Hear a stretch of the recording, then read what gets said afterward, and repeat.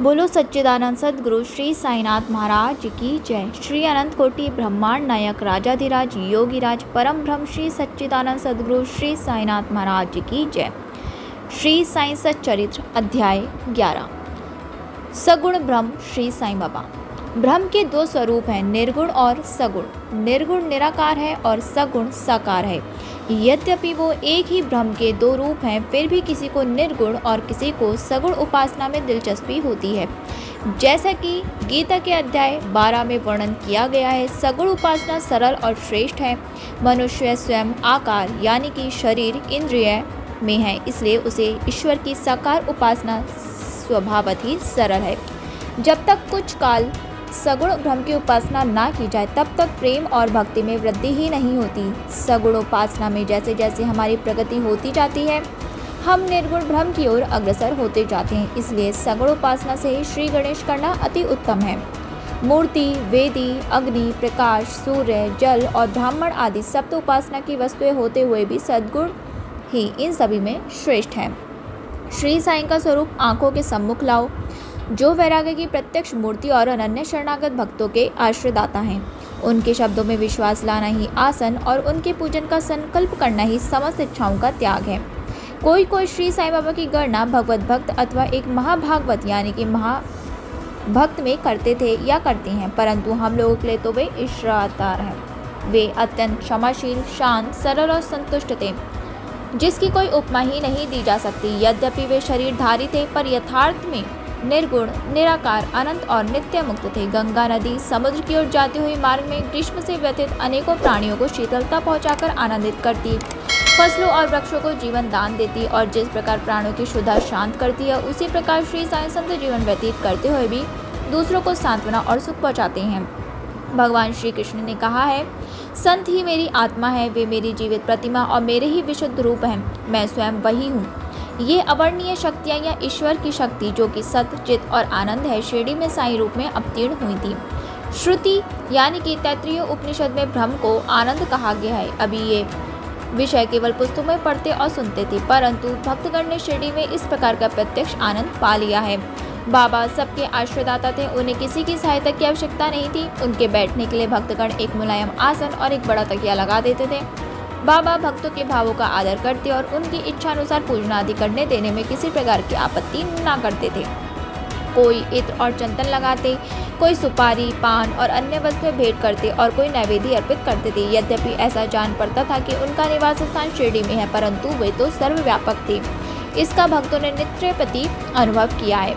ऐसे सर्वव्यापक गुरुदेव के चरणों में मेरा बारंबार नमस्कार है। डॉक्टर पंडित की भक्ति। एक बार श्री तात्या नूलकर के मित्र डॉक्टर पंडित बाबा के दर्शनार्थ शिरडी पधारे। बाबा को प्रणाम कर वो मस्जिद में कुछ देर तक बैठे। बाबा ने उन्हें श्री दादा भट्ट केलकर के पास भेजा, जहां पर उनका अच्छा स्वागत हुआ। फिर दादा भट्ट और पंडित एक साथ पूजन के लिए मस्जिद पहुंचे। दादा भट्ट ने बाबा का पूजन किया। बाबा का पूजन तो प्राय सभी किया करते थे, परंतु अभी तक उनके शुभ मस्तक पर चंदन लगाने का किसी ने भी साहस नहीं किया था। केवल एक महासा पति ही उनके गले में चंदन लगाया करते थे। डॉक्टर पंडित ने पूजन की थाली में से चंदन लेकर बाबा के मस्तक पर त्रिपुंडाकार लगाया। लोगों ने महान आश्चर्य से देखा कि बाबा ने एक शब्द भी नहीं कहा।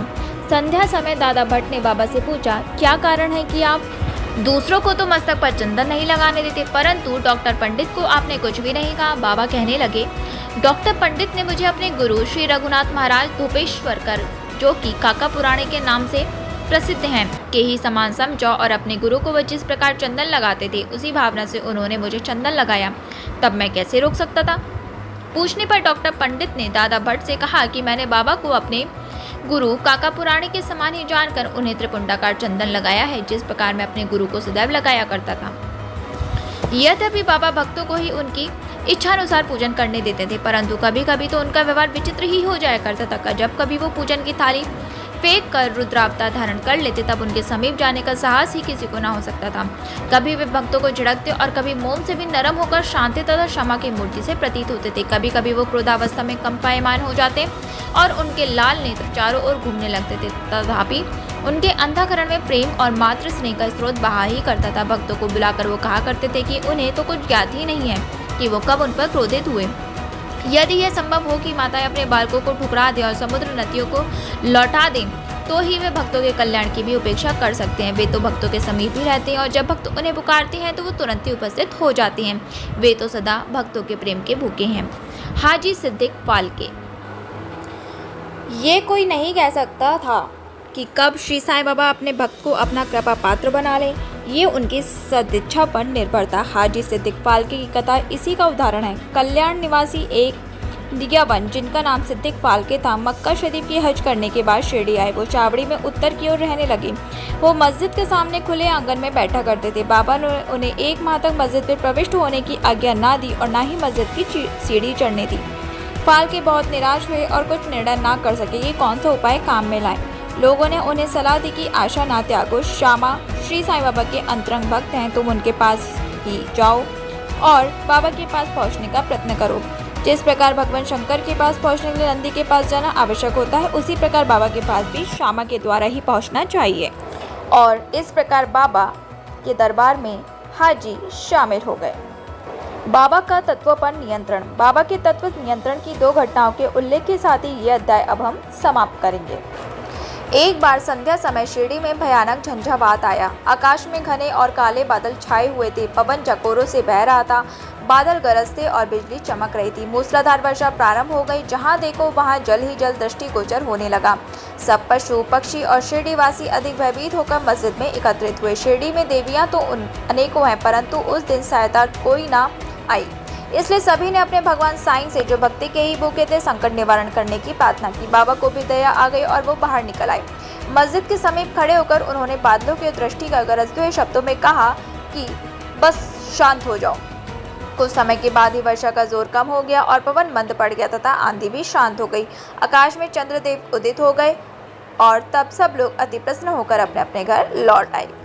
एक अन्य अवसर पर मध्याह्न के समय धूनी की अग्नि इतनी प्रचंड होकर जलने लगी कि उसकी लपटें ऊपर छत तक पहुंचने लगी। मस्जिद में बैठे हुए लोगों की समझ में न आता था कि जल डालकर अग्नि शांत कर दे अथवा कोई अन्य उपाय काम में लाएं। बाबा से पूछने का साहस भी कोई नहीं कर पा रहा था, परंतु बाबा शीघ्र परिस्थिति को जान गए। उन्होंने अपना सटका उठाकर सामने के खंभे पर बलपूर्वक प्रहार किया और बोले, नीचे उतरो और शांत हो जाओ।